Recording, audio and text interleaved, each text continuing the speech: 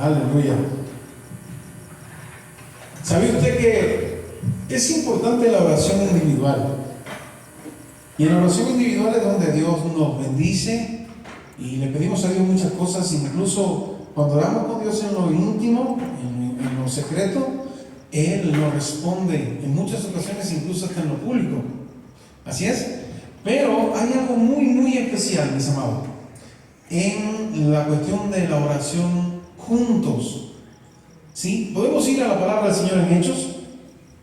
Hechos capítulo 2, versículo 42. Podemos buscarlo en este tiempo. Hechos 2, versículo 42. Aleluya.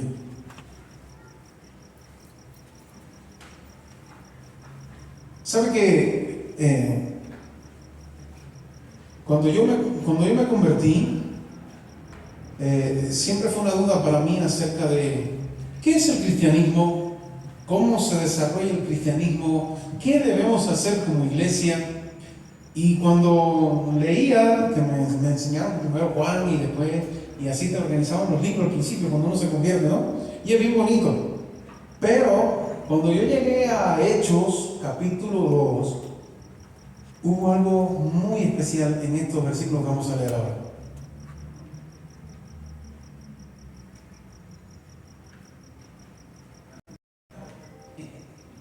Entonces, mis amados, quiero leer esto.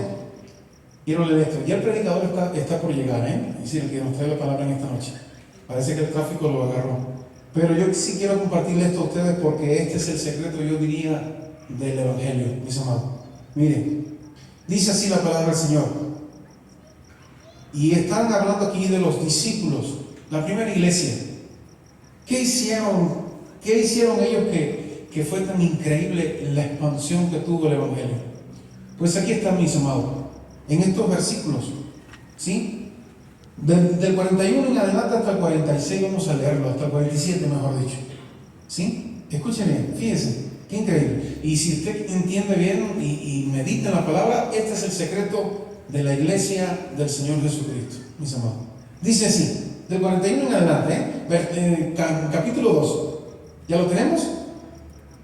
Y este es el secreto, y yo quiero que usted se lo lleve esta noche en su corazón y en su mente. Este es el secreto y la clave, yo diría, de una iglesia totalmente fructífera en los caminos del Señor, ¿sí? Dice así: así que los que recibieron su palabra fueron ¿qué? Bautizados. Y se añadieron aquel día como 3,000 personas, dice. Ahora, ¿qué hacían esas personas que se convirtieron, esos nuevos que llegaron y los discípulos que estaban ahí? Dice la palabra: y perseveraban en la doctrina de los apóstoles, en la comunión unos con otros, en el partimiento del pan, y en dónde más, ¿qué dice? Y en las oraciones, mis amados. Es decir, no solamente en la parte rica cuando tenemos el convivio, sino también en esta parte que estamos hoy, ¿cierto? En esta parte también. Y Dios ve eso, y Dios dice: esta es mi iglesia y ahí voy con todo. Dice más, ¿sí? En el pan y en las oraciones. Pero dice también, y sigue diciendo el 43, y sobrevino, ¿qué cosa? Temor a toda persona, y muchas maravillas y señales eran hechas por los apóstoles. Todos los que habían creído estaban juntos y tenían en común ¿qué? Todas las cosas. Y vendían sus propiedades y sus bienes y los repartían a todos según la necesidad de cada uno. Ahora, viene la parte buena.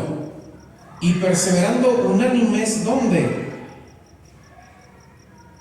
¿Dónde perseveraban unánimes, mis amados? Dice la palabra, cada día en el templo, y partiendo el pan en las casas, comían juntos, ¿cómo? Con alegría y sencillez de corazón, alabando a Dios y teniendo favor ¿con quién? Con todo el pueblo. Y ahí viene el resultado de eso, mis amados. ¿Qué sucedía? ¿Qué sucedía acá? El Señor añadía cada día a la iglesia los que habían de ser salvos. ¿Qué usted cree de eso, mis amados? Dice amén, mamá. Eso es lo que estamos llamados a nosotros a hacer como iglesia hoy también. ¿Sí? Estamos llamados a nosotros a, sí, claro, Estamos llamados también al partimiento del pan, a compartir, a convivir, pero estamos llamados también a las oraciones. Y cuando eso sucede, convivimos los unos con los otros y estamos orando y estamos fuertes en la palabra del Señor, dice la propia palabra que sobreviene el temor a toda persona que nos está viendo, mis amados. A todo el que nos rodea, sobreviene temor. ¿Por qué? Porque muchas maravillas y prodigios van a ser hechas acá en la iglesia del Señor. Amén. Es eso, ese es el secreto. ¿Qué más hacían? Pues dice que comían, estaban juntos, tenían en común todas las cosas, perseveraban unánimes cada día en el templo y partían el pan. ¿Dónde? En las casas. Convivían también en las casas de los hermanos, comían juntos con alegría y sencillez de corazón, dice. ¿Y qué dice que también hacían? Alababan a Dios, y tenían favor con todo el pueblo. Y eso hace que la iglesia de Dios esté bien delante del Señor. Y dice la palabra, y ahí está el resultado: el Señor añadía cada día los que habían de ser salvos. Ese es el secreto, mis hermanos. Ese es el secreto. Cuando oramos juntos con otros creyentes, los efectos son muy positivos. Ese es el resumen de esto. La oración en grupo nos edifica, nos unifica mientras compartimos una misma fe. Ese es el resumen de todo esto, mis amados. Ahora, el mismo espíritu que habita dentro de cada creyente hace que nuestros corazones se regocijen mientras oímos, ¿qué cosa? Las alabanzas a nuestro Dios. Amén. ¿Dice amén? No se llena tu corazón de alegría, no se llena tu corazón de gozo cuando estamos escuchando una canción, algo que está dirigida a ¿quién? A Dios. Nos llenamos de gozo, mis amados. ¿Sí? Nos llenamos de gozo, nos llenamos de alegría. El Espíritu Santo hace que eso suceda. ¿Sí? Y ahora, ¿qué dice? ¿Qué más hace el Espíritu? Pues nos entrelaza unos con otros, juntos todos en un lazo único de compañerismo que no encontramos en ningún otro lugar en la vida, mis amados. Lo que sucede en la iglesia es un misterio que nadie puede comprender. ¿Sí? Lo que sucede en la iglesia es un misterio que nadie puede comprender. Lastimosamente, hoy la iglesia se ha convertido en clubes sociales en algunas ocasiones, se ha convertido en tantas cosas la iglesia del Señor. Pero la iglesia es esto que estamos viendo aquí en esta noche, mis amados. Es eso la iglesia, mis amados. Es eso. Es ese tiempo especial donde nosotros unánimes juntos, orando, movemos la mano poderosa de Dios. Amén. La movemos de una manera increíble. ¿Sí? No sé si recuerdan cuando estuvo un momento de tribulación en meses atrás y toda la iglesia comenzó a orar por ese tema. Y miren, el mar fue abierto, los cielos fueron abiertos también y todo se arregló, mis amados. Pero hubo una iglesia que estuvo orando constantemente. ¿Sí? Y de eso se trata, que estemos unánimes todos juntos. ¿Sí? Ahora, ¿por qué la iglesia tiene que orar? Pues muy sencillo. Jesús nos enseñó a hacer eso. Jesús fue nuestro modelo en oración, ¿cierto? Jesús fue el modelo. Ahora, en la oración, ¿sí? La oración en primer lugar, la oración, mis amados, la sometemos a la voluntad de Dios. Por eso venimos y oramos. Jesús fue el modelo, Él nos enseñó a orar. Ahora, la oración que hacemos la debemos someter a la voluntad del Padre. Como mismo lo hizo Él: pasa de mí esta copa, pero que se haga tu voluntad, decía el Señor, ¿verdad? Él nos enseñó a eso. A veces oramos por algo, pero tenemos que estar claros de que esté dentro de la voluntad del Señor. Ahora, la oración, ¿qué también nos hace? La oración nos hace dependientes de Dios, totalmente. ¿Sí? ¿Qué más? La oración nos ayuda a vencer la tentación también. ¿Sí? El Señor lo decía en su palabra, Quédense orando, ¿para qué? Para que no sean tentados. ¿No? Oren, velen, para que no sean tentados. Nos enseñaba el Señor, ¿verdad? Ahora, nos ayuda a vencer la tentación. ¿Qué más hace la oración que hacemos nosotros acá? Pues la oración nos ayuda a vivir vidas santificadas. Que es bien difícil, pero la oración sí puede. Es decir, nosotros en lo humanamente posible no podemos. Ahora, la oración es la que crea un respaldo, una cobertura espiritual que permite que usted y yo podamos andar en santidad. ¿Dice amén o no? ¿Sí? Cuando oramos hacemos eso. Cuando usted ora, hay un revestimiento de parte de Dios en su vida, mis amados.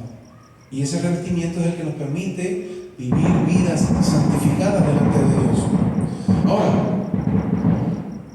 ¿qué también nos enseñó el Señor? Pues el Señor nos enseña que tenemos que aprender a orar por los demás. ¿Sí? Estaba escuchando una anécdota de Marco Huy y dice que había una persona que lo hirió mucho a él y a su familia.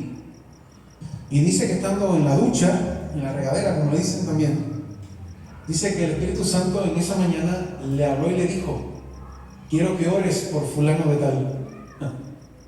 Y como que él se mordió los dientes así, ¿no? ¡Wow! Pero que el Espíritu y dice que la oración primera que hizo fue una oración bien rápida. Señor, bendice a fulano de tal y ya, ¿no? Pero dice que el Espíritu lo inquietó nuevamente a orar, ese amor. Y entonces no solamente quedó ahí, sino que ahora en esta ocasión oró un poco más pausado, pero todavía con un poco de amargura en su corazón hacia la persona. Y el Espíritu Santo le volvió a hablar y le dijo: ahora quiero que ores por sus hijos. Y dice Marco Huy que allí sí se derribó toda su muralla, se derribó todo lo que él tenía en su mente, toda su cosmovisión de todo. Y cuando comenzó a orar por sus hijos fue que le vino una paz interior, algo muy especial a él. Y dice él: eso pasó hace más de 30 años y todavía hoy, cada vez que puedo, dirijo una oración para mi amigo y para sus hijos también, su familia. Y dice que todavía perdura esa oración, mis amados. El Señor nos enseña a orar por los demás también. Ahora, lo otro, la oración ha sido ordenada por Dios para sanar nuestros corazones, mis amados. No sé si usted se ha percatado, fíjense, ¿cómo estaría el corazón de Job con sus amigos? ¿No? ¿Cómo estaría el corazón de Job con sus amigos?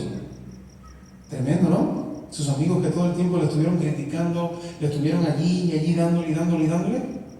Sin embargo, la oración que él hizo a Dios por sus amigos sanó su corazón, sanó todo y Dios le restauró todo y mucho más. Amén.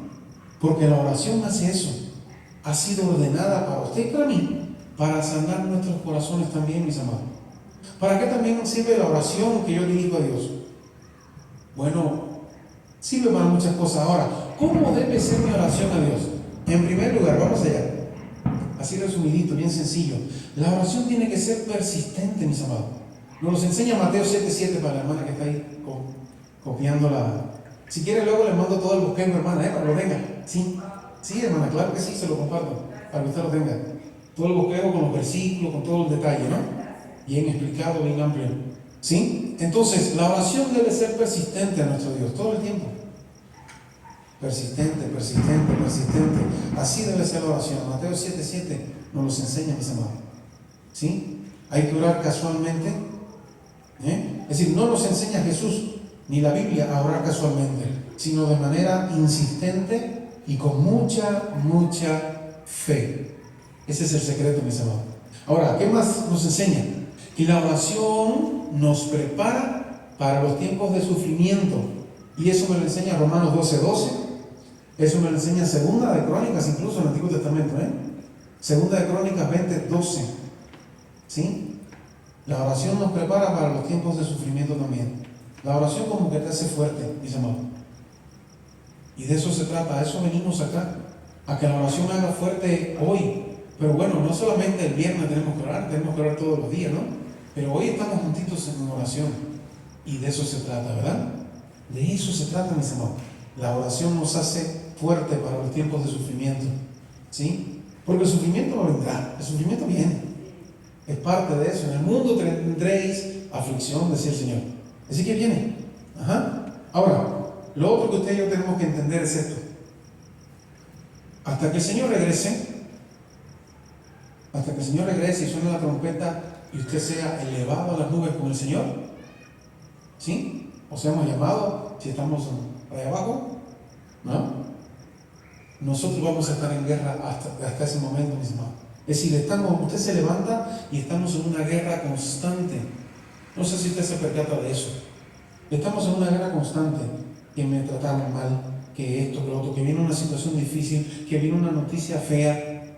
Estamos en guerra constantemente. Por eso siempre le digo a los hermanos, estamos en guerra, hermana, se apoya en 2 de Tesalonicenses 3:1.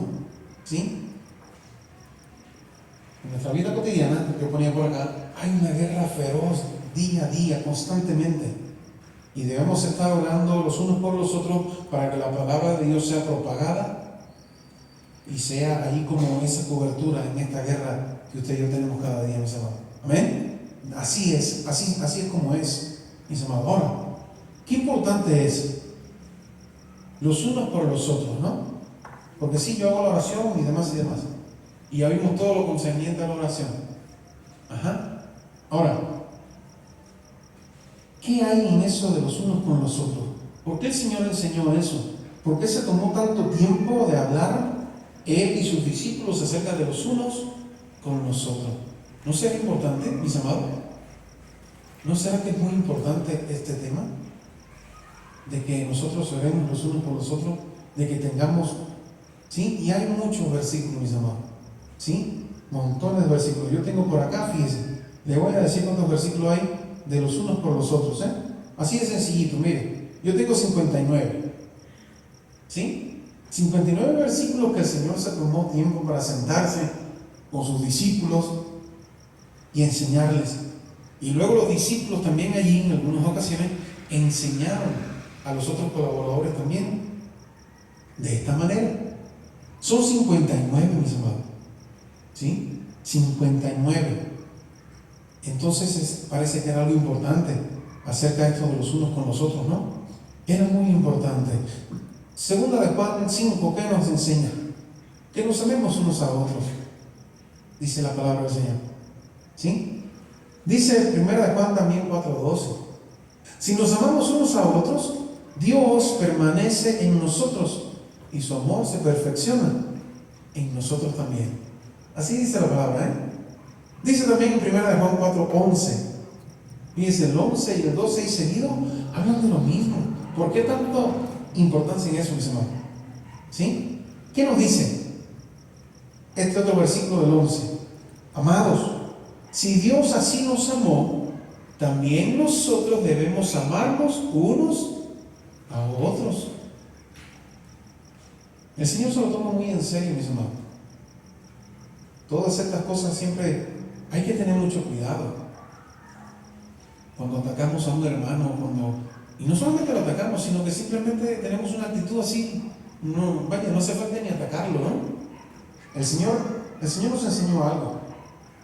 Recuerde que siempre el pecado, ¿qué es? El pecado es todo aquello que usted y yo hacemos, decimos o pensamos, ¿sí? Entonces de eso se trata, mis amados, los unos a los otros, ¿sí? Entonces por eso es importante que hoy estemos acá en este tiempo especial de oración, mis amados.